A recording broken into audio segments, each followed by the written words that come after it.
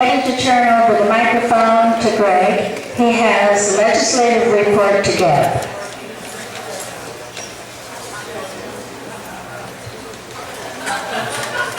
I'm going to sit down for this one because we're going to switch between some programs and display. And we'll see what Mark Twain has to say about when the legislature is in session, and it's more true these days than ever before. As Rosa Koire says, awareness is the first step in the resistance. So, opening up, have I got a proposition for you? After careful study, all of the propositions I have concluded, here is my report on what we should do about the propositions. Thank you very much. Why don't you next item? I can go on for a long time about these. The water bond proposition 1 is mostly talk. No guarantee there will be any new dams built. In fact, there's even money hidden away in there to remove dams, as well as for hiking trails, sand dunes, and whatnot, all having nothing to do with water. It's a waste of money. Tim Donnelly recommends a no vote. The other major one, 45, is to give control over health insurance rates to a politician. And the side note is that it's put on the ballot by a guy named Harvey Rosenstein and his firm, Consumer Watchdog. They did this with auto insurance rates, and since then his firm has made $10 million doing intervener work at $675 an hour with the Department of Insurance, and now wants to double that and do the same thing with health insurance rates. And of course, that'll only work you down to worse health care and not lower costs. 46 is the one by the lawyers to raise the limits on medical malpractice awards. This is put in back in the 70s to try to limit the cost of medical malpractice insurance. If they remove it, it will harm us in two ways. One is that the doctors will have to pay higher costs for insurance. That will be passed on. And second, that then they will be doing more defensive medicine. So more procedures and more costs associated with that. In fact, even in some high-risk specialties, you may find doctors just not willing to engage in that practice in California because of the risk of liability. 47 reduces criminal penalties for certain crimes, part of an overall trend to put more criminals on the street and go back on what worked in the 1980s to reduce crime of putting criminals in prison. Imagine that. So those are briefly the propositions. We have one gentleman here who wants to say something very quickly. We'll give him 1 minute about Proposition 48, of which I know practically nothing, and that relates to Indian gang. So Dr. Thompson will tell us in 1 minute why we should probably vote no on Proposition 48.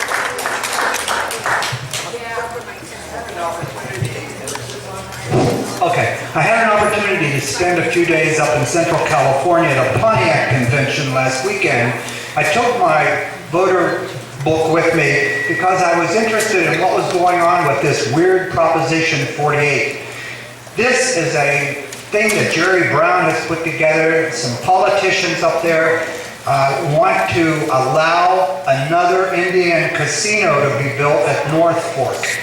They already in Madera County have 2 casinos. This is not a real wealthy county, and there's a lot of graft and corruption. I stayed at one of the casinos 2 nights, tried to talk to the people.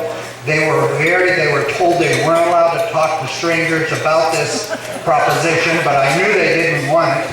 Then I had an opportunity. My son and I went to the Sugar Pine Railroad, and I got to, besides ride the train, I got to talk to the people there, and they explained to me that they already had too many casinos, too many weird people hanging around, and that they didn't want this thing.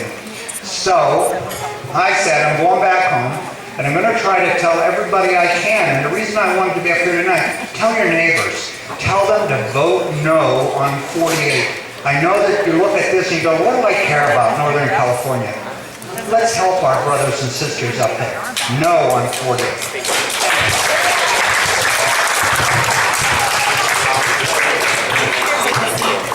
Thank you. Immigration update. Executive amnesty deferred with the promise that it is coming. in races around the country in which Republican candidates are running on immigration. The issue is working for them. The people do not want amnesty. The polling data is trending in our favor. And I have some poll data here, but because of time, I'm not going to go through all the polling data.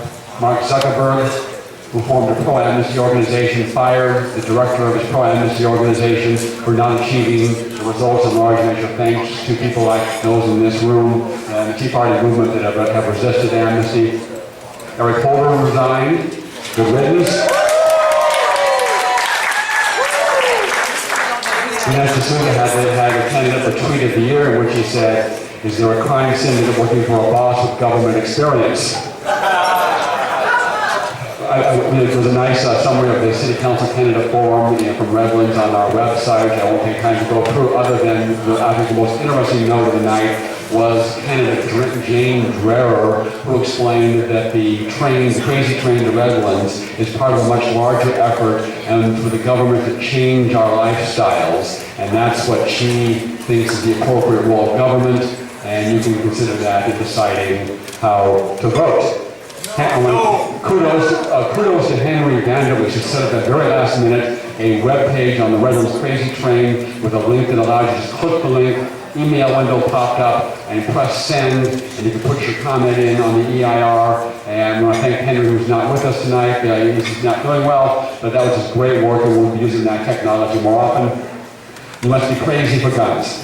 Brown signed the bill that lets anyone who thinks you're dangerous or relative thinks you're dangerous go get a no notice to you order to confiscate your guns, and then you can try to go to the judge and convince him that you should get your firearms back.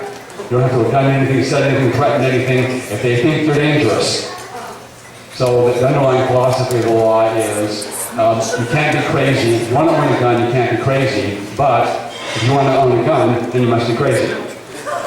So that's the underlying philosophy of that. Good news for taxpayers, the bankruptcy judge ruled in the Stockton bankruptcy case that pensions are part of the city's debts that can be subject to bankruptcy and being adjusted in bankruptcy like all the other debts. So if this is upheld on appeal, this would be a good vote, this would be a good ruling for taxpayers. And how much time do I have? Good, because I can take as much time as I want to. Just two things. Very quickly on the election, there's a lot of Senate races in. Now, let me show you this. Hang on a second. I'll put this microphone down.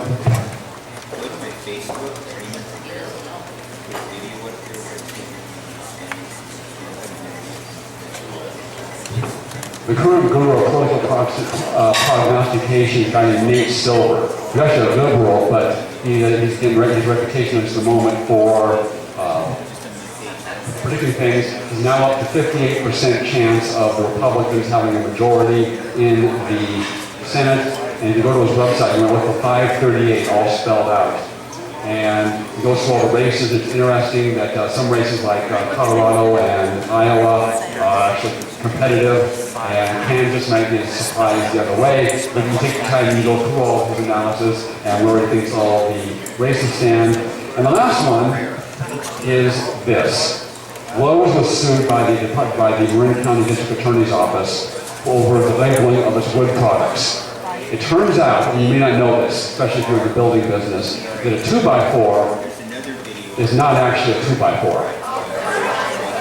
So they decided this was false advertising because in reality it's only about 3.5 by 1.5 inches. They measured the wood from it when it's still wet. So the court awarded, in this case, $1.2 million in damages for false advertising because the 2x4s were not labeled 3.5 by 1.5. And there is your judicial system at work, and I will now turn it back over to Carol. Thank you. So could you stand some good news? Yeah. John Berry, do you have some good news for us? Good job. Woo. It's his birthday. Happy birthday. Happy birthday, dear John. Happy birthday.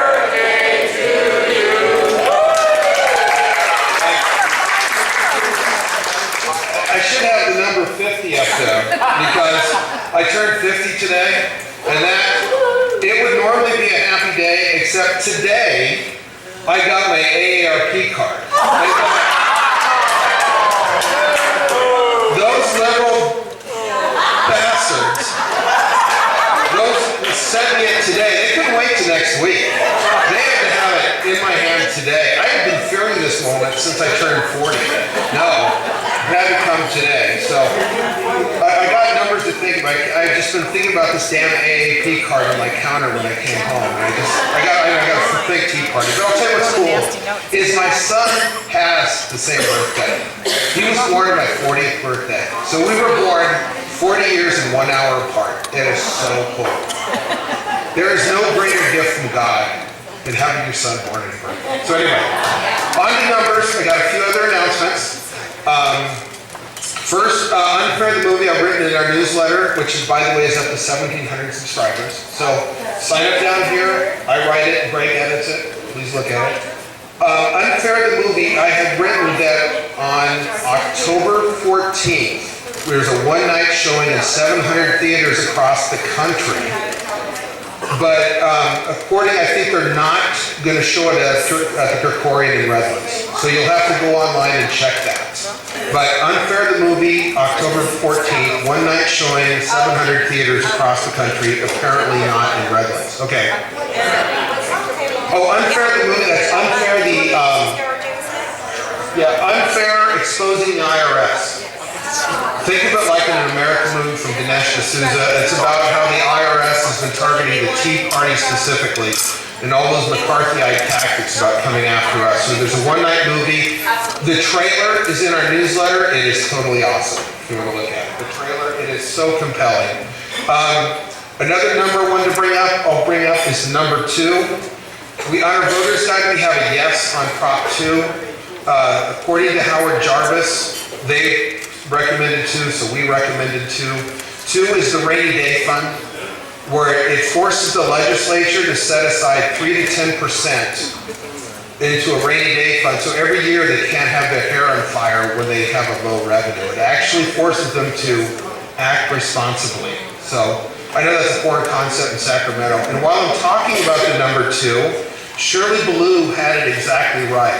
Don't throw your vote away on a third candidate who's just going to cause a problem. Okay, so you don't want to throw it away on Foster. You don't want to throw it on that socialist Harrison. You don't. Okay, so my 2 votes, Neil Berry. Yes. If I were a dead man in Chicago, I'd vote for him a second time, but I'm not. So, very much alive. So I'm going to vote for Neil Berry and then John Montgomery over there, who's going to speak to you because I've read him in the facts and he sounds like a Tea Party. I mean, very much a businessman, so my second vote is going to him, and my third vote is going to nobody, because I don't want anybody to beat those 2. So, anyway, numbers. 36.9%. That was the 2010 turnout across the country. So in 2010, you had that big Tea Party wave, right? We mobilized voters across the country. That's how important it is to vote. The Democrats are so depressed this year. I mean, even California, Obama's down to 45% in deep blue California. Okay. So they're not voting. The Democrats are so depressed, or I should say the liberals are so depressed, they could not even get marijuana on the ballot. Right? That was their effort to turn low-informed voters into high-propensity voters. Think about it. Low, high. I thought that's funny. Anyway, so 39.6. We mobilize our voters. We can get Paul Chabot. We can get Mark Steinor. We can get Neil Derry. We can break that supermajority in Sacramento. 10-6. That stands for October 6th. That's when you can start early voting. I'll give you a little secret. I covered politics for 20 years as a reporter. You want to get rid of those robocalls? Go vote. Okay? Because they track who's already voted. They don't want to race the call on somebody who's already voted. So go vote early. You know the candidates to vote for. Grab our voters guide on the way out. That'll help you. Vote early. And also try to vote in person because the way you fight fraud is by voting in person. It's absentee ballots is where the fraud is done. Okay. 15.36.030. That is Redlands political sign ordinance.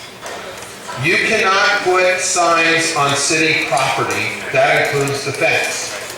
Now, I know the liberals don't seem to pay attention to that at all. Last Saturday, I was watching my son's football game at Community, and there is a Pete Aguilar sign right in Community Park, right at the entrance, all over the park. The thing is, I understand if a volunteer makes a mistake, but the guy who put it there was one of his campaign managers. They should have known better. But anyway, so we're better than they are, our ideas are better, our people are better. So we will respect the laws in the district, so don't put anything in a city property, and that includes the fence. Okay, 909-335-4737, extension 2, that is Redlands City Code Enforcement Director. Give him a call with another Pete. See, give him a call, that's how it's done. They say, by the way, I've noticed that the liberals seem to get away with that. 8,000, that's the number of votes that Neil Berry projects that he will win. Okay, now in the Tea Party, we can deliver about 2,500 to 3,000 votes with all our efforts. That's going to maybe get him 40% of what he needs. That's why we all need to take a yard sign, not just of Neil Berry, but of all our candidates. Yard signs are extremely effective forms of advertising as long as they're in your yard. Please take one, take two. Okay, I should put up there the figure $80,000, because what Neil talked about, those Ramoses, Mike and James are raising money for a PAC to fight Neil. Okay, Neil really, they're scared of Neil because he's going to shake up this town. The liberalist staff, I covered the Redlands City Council when I was a reporter for the Press Enterprise. The liberals run this town. They run the newspaper, they run the government. You want to really shake up this town. You really want to get one of us in there. You get Neil Berry elected and John Montgomery too. Okay, 5,000. That's the number of doors we're going to knock on as the Redlands Tea Party Patriots through Election Day. Okay, that starts from Mike Morrell's special election, March 25th, through, at our current trend, I'm projecting we'll hit about 5,000 doors in Redlands and in Fontana on Election Day. Okay, 8,100 is the number of those voter guides, the ones we have up here on the table. That's the number we are going to put into circulation just this fall. So we had about 5,000 printed up for the special election. We're looking about 13,000 voter guides we are going to put into circulation in the Inland Empire before Election Day. First, that stands for Democrat Tylene Georgiou, who's going to come up and speak to you. We are flattered. Tylene came to us, the Tea Party, and sought our support. Let me say that again. A Democrat came to us and sought our support. If we were just, I brought it up, I said, first of all, she didn't vote for Obama. We made sure, we did an Obama check with her. But she upholds our values, right? Economic freedom, personal freedom, debt-free future. She sees us as her way of saving California, right? So we're going to thank her for that. Tyler, she'll be up here speaking. 7%, that is the number of the Democrat advantage in Congressional District 31. That's Paul Chabot's district, right? A 7% district should be a no-sweat district. Yet, Pete Aguilar managed to lose it in 2012. And already that race is considered a toss-up. That shows how bad Pete Aguilar is and how good Paul Chabot is about getting our people out. We can win that. We will embarrass the liberals on a national scale. We get Paul Chabot. Quick story. In 2012, I was doing my reserve duty in Fort Meade, Maryland. I went to the Ralph Reed's group, Freeze and Fade. Anyway, I ran into a guy named John Fund of the Wall Street Journal, bought his book, Stealing Elections. And he says to me, oh, you're from California? Hey, did you hear about Congressional District 31? And I started laughing and said, yeah, that's my district. Without knowing Pete Aguilar, John Fund of the Wall Street Journal was laughing about Pete Aguilar.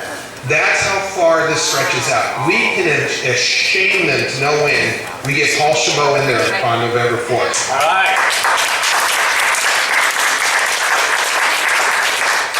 2 is for Betty and Beverly. They're not here tonight because they had a car issue. But they stapled together literally about 400 of these packets that we're handing on doorsteps. I so appreciate that. They're not here. I really wish they were.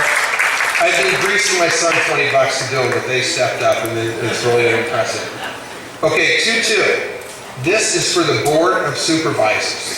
Did y'all see my newsletter, or our newsletter? It says, don't make us the next LA County.